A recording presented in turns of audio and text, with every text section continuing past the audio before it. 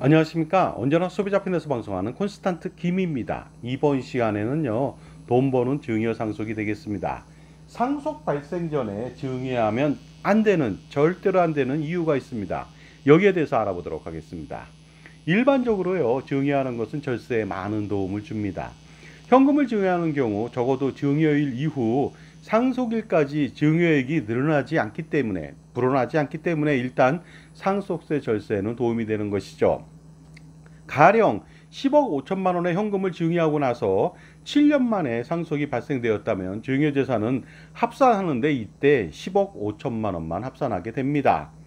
만약 증여하지 않았다면요, 10억 5천만 원이 매년 4% 투자돼서 자산이 증가할 경우 7년 후에는 무려 13억 8천만 원이 됩니다. 따라서 어떻습니까? 증여 대비 13억 3천만 원이 늘어나게 되기 때문에 그만큼 상속세를 줄일 수 있는 것이 되겠습니다. 부동산을 증여하는 경우도 마찬가지가 되겠습니다. 가령 10억 5천만 원짜리 아파트를 증여한다고 가정했을 때 어떻게 되는지 알아보도록 하겠습니다. 증여된 아파트가 매년 6% 상승한다면 7년 후에는 15억 8천만 원이 됩니다. 그렇다면요, 증여 대비 무려 5억 3천만 원이 증가하게 되기 때문에 그만큼 상속세 부담이 가중될 수밖에 없는 것이죠. 만약에 증여하지 않았다면요. 특히 자녀가 아니라 손자녀한테 증여했다면 증여 후 5년만 경과하더라도 상속재산에서 제외되다 보니까 추가의 상속세를 더 절세할 수도 있는 것입니다. 따라서 사전증여라고 하는 것은요, 증여 후 바로 상속이 개시되지 않는 한 무조건 하는 것이 더 유리하다고 볼 수가 있습니다. 그런데 이럴 경우 사전증여를 하면 절대로 안 되는 불리한 상황이 있는 경우도 있으니까 조심하실 필요가 있습니다. 가령 예를 들어서요, 부동산을 증여받고 나서 바로 양도할 경우 문제가 발생할 수가 있습니다. 만약 부동산을 증여한 이후에 10년 내에 양도하게 된다면 어떤 일이 벌어질까요? 당연히 양도소득세 2월과세가 적용되기 때문에 양도세 폭탄을 피할 수 없게 될지도 모르겠습니다. 왜냐하면 배우자나 직계존비속한테 증여할 경우 10년 내, 증여 후 10년 내에 양도하게 된다면 2월과세를 적용해서 최초 증여자의 취득가액 대비 양도가액의 차액으로 양도세를 과세하기 때문에 불리할 수밖에 없는 것이죠. 따라서 증여 후 10년 내 양도할 계획이 있다면요, 증여는 신중하게 검토해서 하지 말아야 될 것으로 보입니다. 그런데 증여 후 증여자가 사망하는 경우, 즉 상속이 발생된다면 어떨까요? 이 경우에도 2월과세가 적용될까요? 정답은 바로 2월과세가 적용되지 않을 때가 있고요, 적용받을 때가 있다는 것이죠. 각각 상황을 좀 알아보도록 하겠습니다. 먼저 2월과세가 적용되지 않는 경우를 알아보도록 하겠습니다. 만약에요, 배우자한테 부동산을 증여하고 나서 증여자가 사망하게 된다면 부부관계가 소멸되기 때문에 양도세 2월과세는 적용되지 않습니다. 즉 배우자한테 증여 후 3년 만에 상속이 발생된다 하더라도 바로 팔 수가 있는 것이 되겠습니다.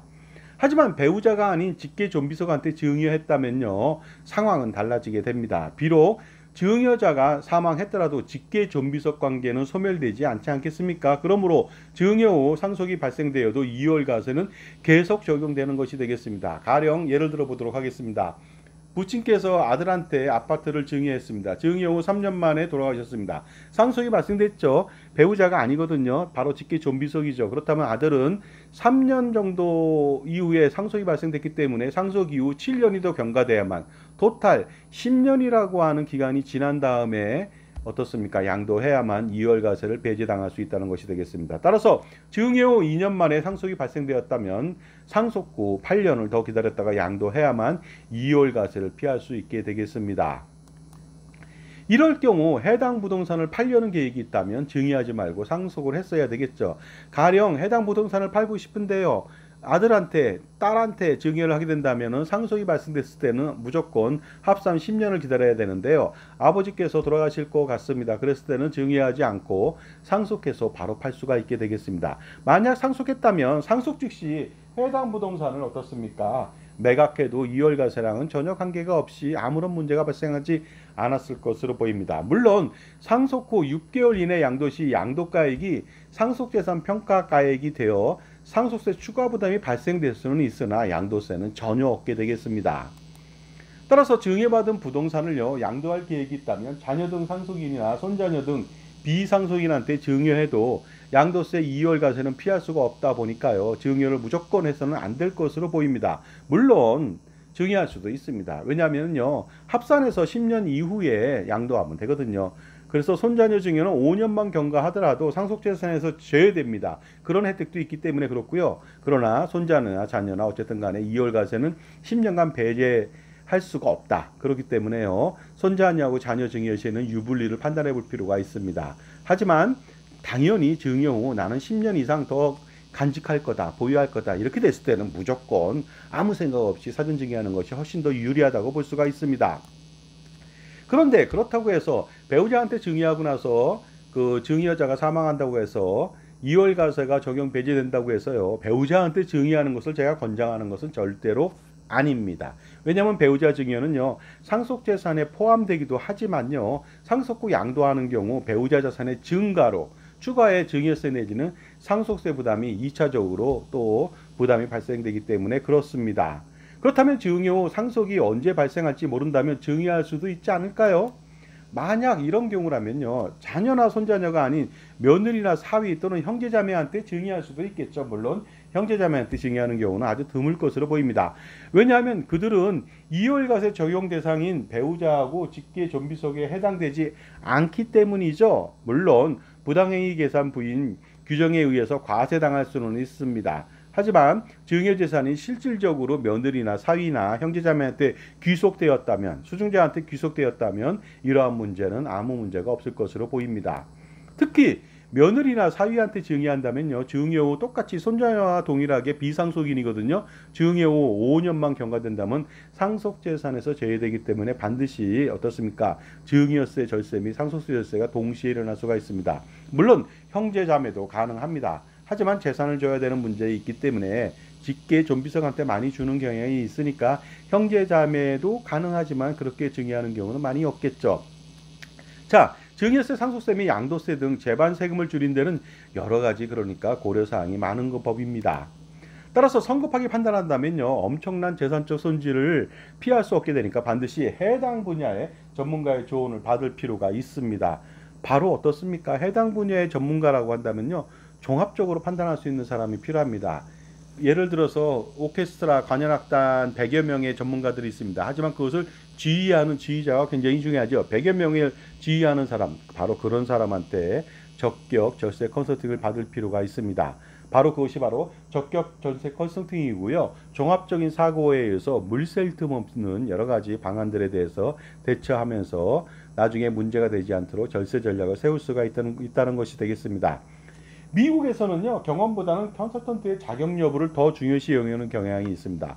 바로 이 사람이 적격 컨설팅을 할 수 있는 자격증이 있는지 없는지 그것이 더 중요합니다. 그러나 우리나라 사람들은요. 일반적으로 경험을 앞세우는 경우가 있는데요. 이제는 좀 다르죠. 과거에 우리가요. 80년대까지만 해도 소위 야미라고 해서 야매라는 말이 있잖아요. 야미가 원래 말입니다. 근데 성형을 몰래 합니다. 무자격자한테. 그러면 더 잘하고 더 빨리 하고 돈도 적게 들어가거든요. 일반적으로. 하지만 그 이후에 80년대 이후에 어떻습니까? 이제 성형하는 경우 야미를 통해서 하는 경우는 없겠죠. 바로 어떻습니까?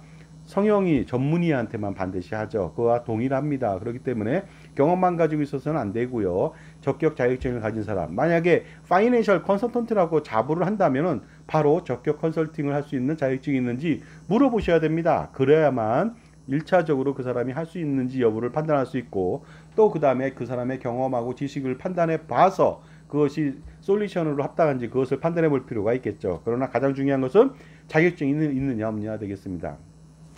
놀러 갔는데요. 자동차를 타고 가는데 예를 들어서 무자격자인데 30년 동안 무사고를 합니다. 그 사람 차를 타겠습니까? 아니면 자격자인데 운전을 좀 더 못하지만 10년 정도 경력 있는 사람을 타겠습니까? 당연히 무자격자한테 합성하는 사람은 없을 것으로 보입니다. 그러니까 반드시 어떻습니까? 자격증을 확인해 볼 필요가 있습니다. 따라서 전문 분야에 대해서 해박하고 풍부한 지식과 다양한 경험, 그 다음에 자신만이 가지고 있는 솔루션을 겸비한 종합자산관리사의 조언은 필수라고 볼 수가 있습니다. 특히 그런 사람이 보험 및 금융기관에 소속되어 있지 않고 독립되어 있습니다. 그러다 보니까 회사 편이 아니라 고객 편에서 항상 컨설팅을 할 수 있다면 금상첨화가 아닐 수 없습니다. 자, 잘못된 컨설팅이 야기하는 문제는 치명적이죠. 바로 평생을 읽어놓은 재산을 한순간에 송두리째 날려버리거나 상당 부분 손실을 볼 수 있기 때문입니다. 여러분, 적격 컨설팅 굉장히 중요합니다. 증여세, 상속세, 가업승계, 기타 전문적인 절세 컨설팅은 콘스탄트 김 저한테 한번 해보시기 바랍니다. 010-5473-9327이 되겠습니다. 자, 자산이 많다면요, 당연히 어떻습니까? 그 절세 전략이 필요하고 투자 전략이 필요하겠죠. 100년 동안에 할아버지, 아버지, 손자녀 3대를 잇는 절세 플랜 100년 대계, 100년 동안에 투자 우산하고 세금 원사를 확실히 시켜줄 수 있는 콘스탄트 김의 NGP 플랜에 대해서 말씀드리겠습니다. 세미나를 8월 달에 합니다. 8월 9일 금요일, 8월 10일 토요일 오후 2시에 합니다. 강남역에서 하고요. 신청 방법은 저한테 참가비 3만 원만 입금해 주시면 되겠습니다. 성함하고 언제 오실지 문자를 보내주시면 되겠습니다. 강남역 5번 출구 197m 밑에 있죠. 바로 공간이즈 스터디 카페가 되겠습니다. 자, 지금까지요. 증여가 좋긴 합니다. 하지만은요, 2월 가세 때문에 문제가 될 수 있으니까요. 상속이 임박됐을 때 증여하면 안 되는 그런 이유에 대해서, 그런 경우에 대해서 알아봤습니다. 감사합니다.